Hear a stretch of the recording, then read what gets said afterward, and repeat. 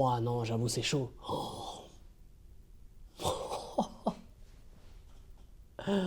Ouais, non, parce que j'étais en train de me dire, imagine, t'es marocain et que t'es pour Barcelone. T'as pas vu Lamine Yamal choisir le Maroc et tu vas voir Lamine Yamal quitter ton club qu'est le Barcelone. Ah non, franchement, c'est drôle. Eh, salam le monde, c'est Hakim Babousi, j'espère que vous allez bien. Les amis, on se retrouve évidemment pour évoquer cette folle rumeur qui circule là sur les réseaux depuis quelques temps. Je voulais évidemment l'évoquer, on l'avait évoqué en live.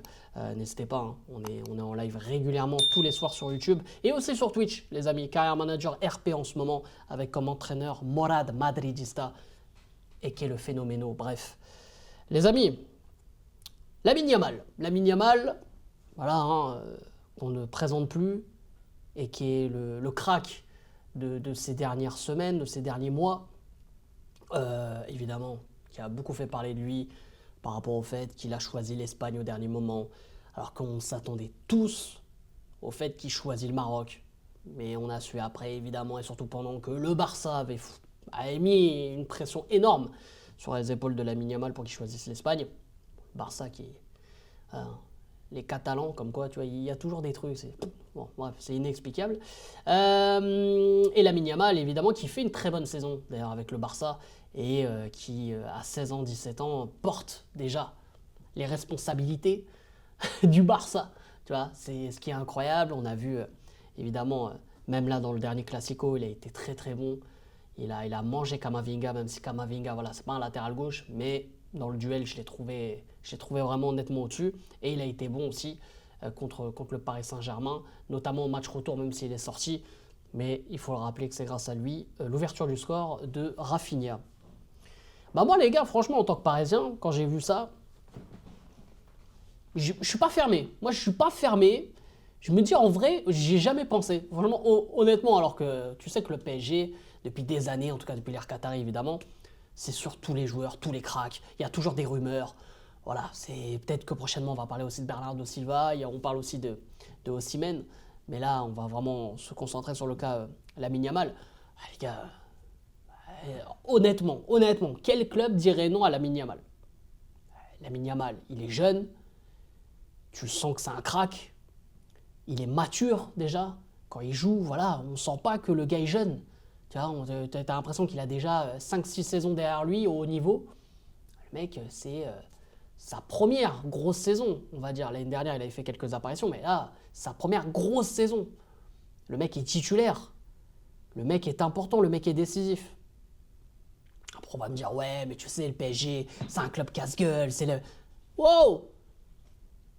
Tu regardes pas le foot cette année ou quoi? Luis Enrique. Tu crois qu'avec Luis Enrique, c'est le bord... Non! Non! En plus, il n'y a même pas de statut chez Luis Enrique. C'est-à-dire, tu peux être Mbappé, tu peux être... T'es pas bon, tu sors, t'es sur le banc, bref. Lamine Yamal, il aura largement sa chance. Même s'il y a des Dembélé devant lui, même s'il y a Barcola, qui est très très bon aussi, Lamine Yamal, il va jouer. Ça va tourner. S'il veut faire son vrai système, là, 109, son numéro 9, pourquoi pas? Pourquoi pas mettre Lamine Yamal aussi dans le délire? Barcola, Dembélé, Lamine Yamal, pourquoi pas? Parce qu'on part du principe, évidemment, que Kylian Mbappé ne sera plus là. Mais moi, je vais pas... Franchement, il faudrait que je sois contre le football pour que je dise non. Évidemment que je serais pour, moi. Lamine Yamal, les gars, c'est El Craquito. Il est incroyable. Et si en plus de ça, on va pas se mentir, si en plus de ça, on peut encore vider le Barça, voilà, leur faire mal comme ça. Ah, là, je vais pas dire non. Je vais pas te mentir, je vais pas dire non. Je vais pas dire non. Mais ah non, moi je ne dis pas non. Je ne dis pas non. Après, dans quel système et surtout quel joueur Voilà, là, ce sera des questions qu'on se posera, pourquoi pas, d'ici quelques temps. Si en tout cas ça se fait, évidemment. Après, dans les détails, en termes de transactions, transferts et tout, il faut rappeler que Lamine Yamal a une clause libératoire de 1 milliard d'euros. Alors, évidemment que le PSG ne va jamais mettre 1 milliard d'euros, mais d'après quelques sources, notamment quelques sources espagnoles,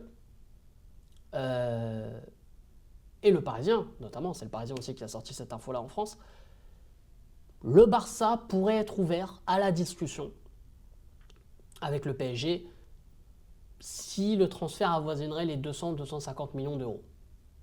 Ce qui serait évidemment un transfert hors norme, mais sur le long terme, pourquoi pas. Après maintenant, franchement, je ne vais pas vous mentir, moi les valeurs de transfert et tout, je suis dépassé.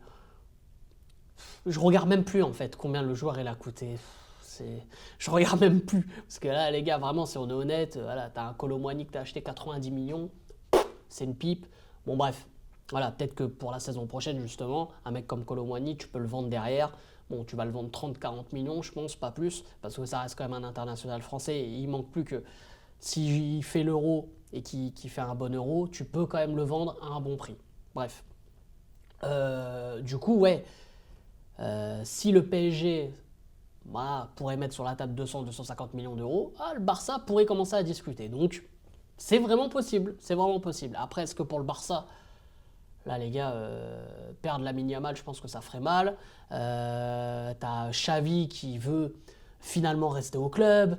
C'est un peu le bordel. Alors même déjà pour Lamine Yamal, est-ce que ce serait pas le bon moment en fait de partir? Il y a des gens qui vont dire attends, Lamine Yamal il existe que depuis 2-3 ans, entre guillemets, il existe depuis là, il est né cette année, il faut le laisser un peu grandir, tout ça. Moi je suis pas forcément favorable à ça. Hein.